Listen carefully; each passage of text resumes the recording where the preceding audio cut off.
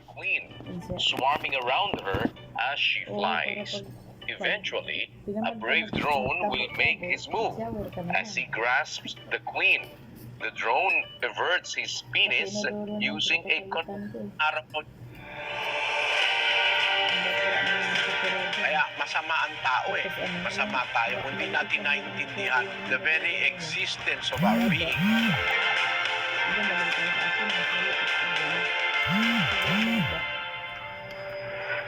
Kung mag-aaral ka sa iba-ibang mga areas of life and knowledge, makikita mo yung purpose of life.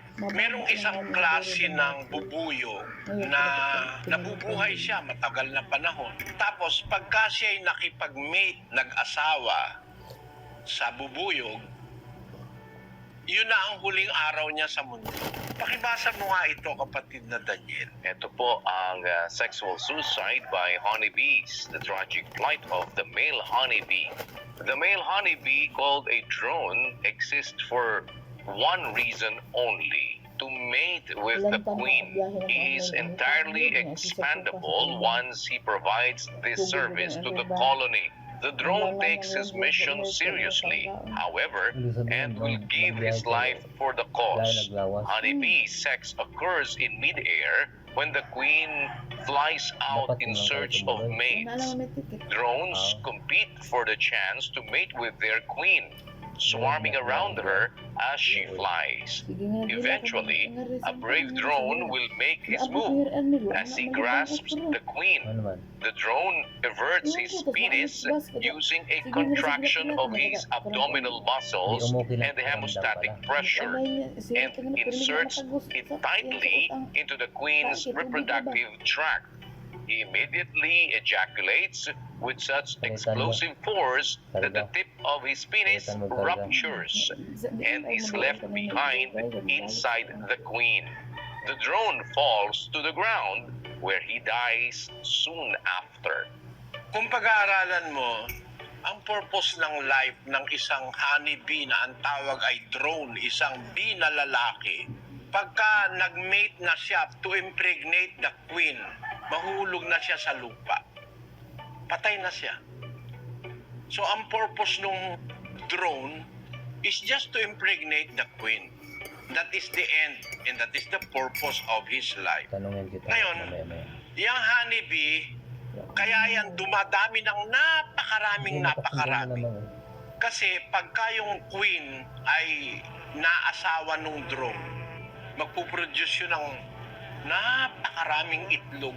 Magkakaroon ng maraming bee.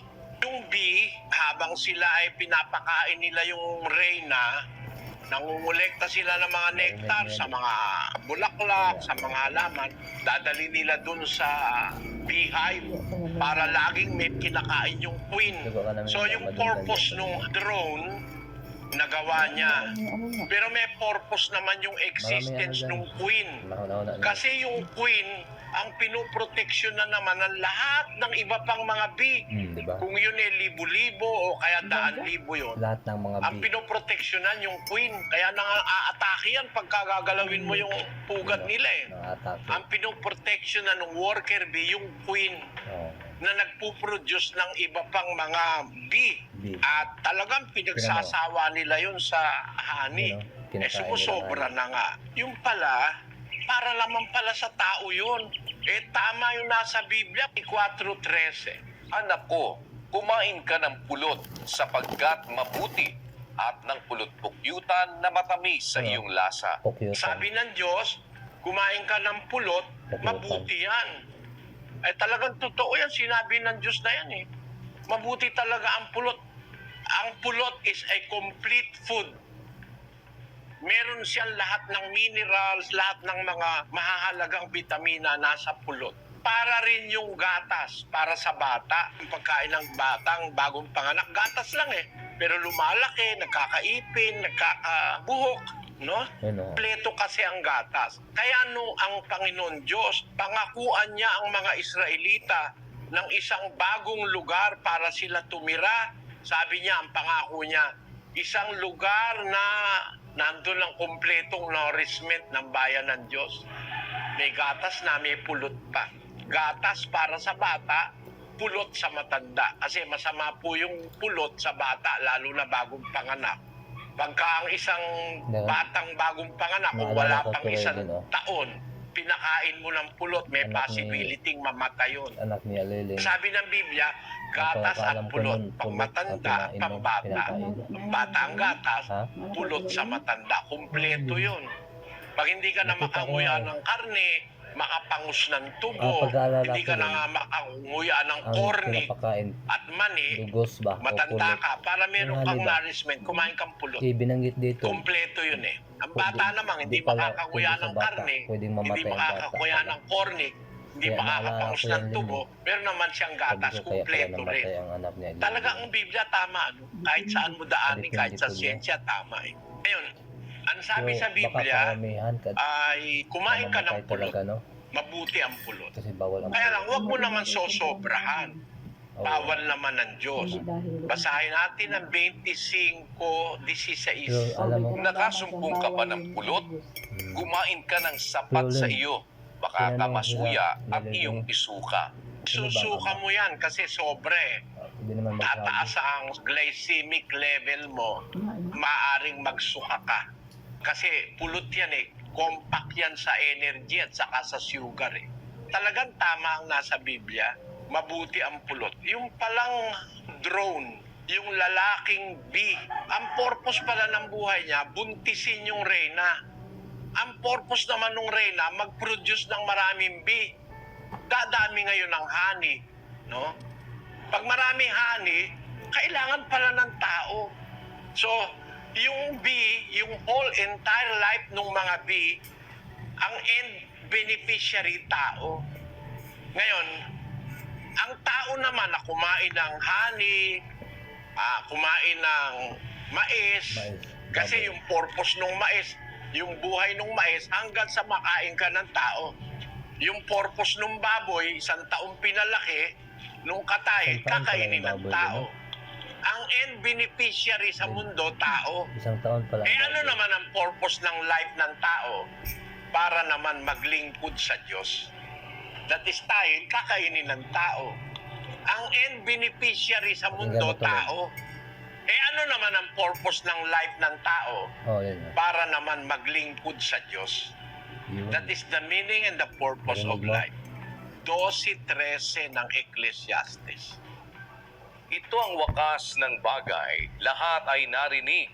Ikaw ay matakot sa Diyos at sundin mo ang kanyang mga utos sapagkat ito ang buong katungkulan ng tao. That's the meaning of life on earth. Kaya ang purpose of life, kung ang tinutukoy mong life ay life ng tao, para tayo sumunod sa Diyos, maglingkod. That is the meaning of life. Our life on earth. And if you are talking again of the entire life as we know it, kasi hindi lang tayo ang buhay eh. Merong mga anghel, buhay din yan eh. May mga espiritu, buhay din yan eh. Pag pinagsama-sama mo lahat ng purposes na yan, that is to serve the creator of life, ang Diyos. 17 ng gawa ng mga apostol. Sapagkat sa Kanya tayo'y nangabubuhay at nagsisikilos at mayroon tayong pagkatao. For in Him we live and move and have our being. The purpose of our lives is to serve our God, the creator of life. Kaya lang ang nakakalungkot, mga kapatid, yung creator of life, pinatay ng tao. Ang sabi ni Pedro doon sa Gawa, Kapitulo 3, versikulo 15. At inyong pinatay ang lumikha ng buhay na binuhay ng Diyos na maguli sa mga patay. Mga saksi kami ng mga bagay na ito. Sabi sa English, And killed the author of life, whom God raised from the dead. To these we are witnesses. ang nangyayari sa tao, imbis na mahalin niya yung gumawa ng buhay, pinatay pa nila si Kristo, ang anak ng Diyos. Kaya masama ang tao eh. Masama tayo kung di natin naintindihan the very existence of our being. the purpose and the meaning of our lives is to serve, honor our Creator, the Creator and the author of life.